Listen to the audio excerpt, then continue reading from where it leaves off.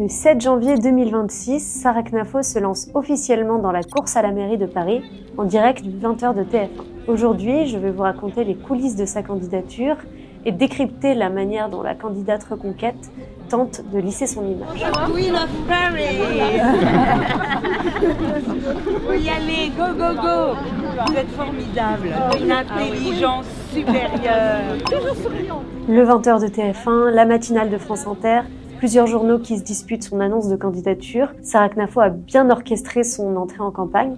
Et c'est assez fou parce qu'elle bénéficie aujourd'hui d'une surexposition médiatique compte tenu de son poids politique réel.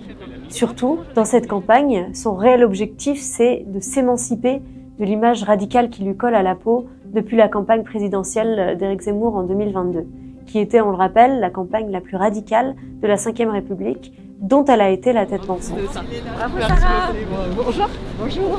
Merci. Merci à vous. Vous êtes formidable. Merci. Vous avez les yeux magnifiques. Bienvenue Sarah.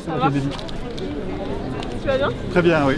L'idée aujourd'hui pour Sarah Knafo, c'est de se faire accepter par la droite traditionnelle et par une partie des médias mainstream au-delà de l'Empire Bolloré. Je suis aux Républicains depuis 20 ans. J'ai été dans la campagne de Rachida Dati en 2020. J'étais dans ses plus proches équipes d'ailleurs et je ne le renie pas. Je pense qu'il faut clarifier l'offre de la droite à Paris, en France, mais d'abord à Paris. Et je n'en peux plus de la voir déclinée. Sarah Knafo, elle le dit, elle le répète, elle n'a pas une once de radicalité en elle et ça fait partie du storytelling de cette campagne. D'ailleurs, ça fait partie du storytelling du personnage. Sarah Knafo n'est pas du tout d'extrême droite. Ça fait plusieurs fois qu'on parle de l'extrême droite dans le parti Reconquête, où là, de toute façon, elle est sans étiquette. Elle a des valeurs de droite, mais elle n'est pas d'extrême droite. Et c'est voulu par l'extrême gauche. Je pense que les gens qu'on qualifie d'extrême droite sont juste extrêmement lucides face à des situations qui sont extrêmement dangereuses. On peine à déceler sa radicalité quand on discute avec elle, quand on la croise.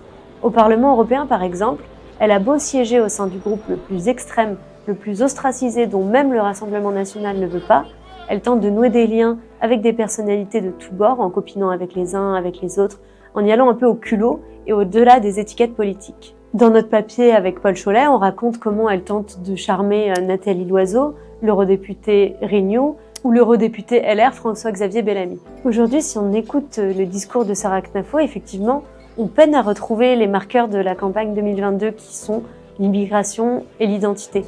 Celle qui défendait il y a presque 5 ans l'idée d'un ministère de la remigration, aujourd'hui, elle ne parle presque plus que d'économie. Aujourd'hui à Paris, on fait tout l'inverse. On fait marcher les marteaux-piqueurs avant même d'avoir simulé le projet. On s'aperçoit que ça a créé des désagréments, parfois des absurdités. Et donc ensuite, on vient corriger, donc on refait des travaux. C'est des gabegies énormes. Moi, je veux rationaliser tout ça. Pour lisser son image, elle préfère mettre de côté les thématiques clivantes et les traces de sa radicalité, aussi parce qu'elle assure en privé que la quasi-migration a déjà été cochée par ses précédents engagements et que les électeurs ont toujours ça en tête. J'aime beaucoup le fait qu'elle parle de diriger Paris comme elle veut diriger la Suisse. Elle parle beaucoup de référendum. Diviser par deux les 55 000 agents de la mairie de Paris, il y en a beaucoup trop, ils ne servent à rien. En plus, on les voit appuyer sur les balais, ils font rien.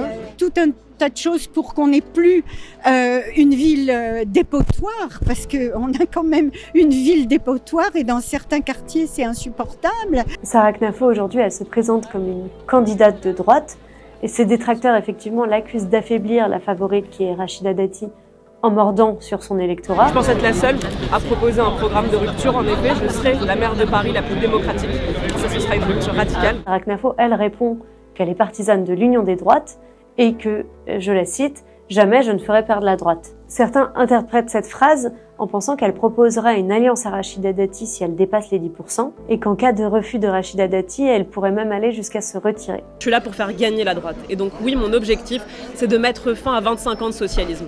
Si les autres ne sont pas dans mon état d'esprit, ils porteront une très très lourde responsabilité de laisser cette gauche qui a saccagé Paris encore au pouvoir 6 ans de plus.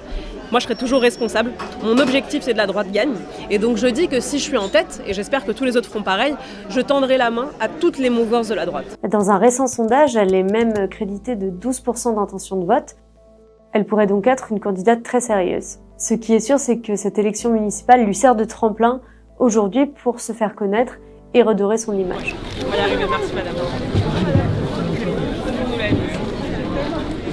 Pour l'instant, elle écarte évidemment toute candidature à l'élection présidentielle et assure que c'est Éric Zemmour qui reste le candidat naturel de son parti.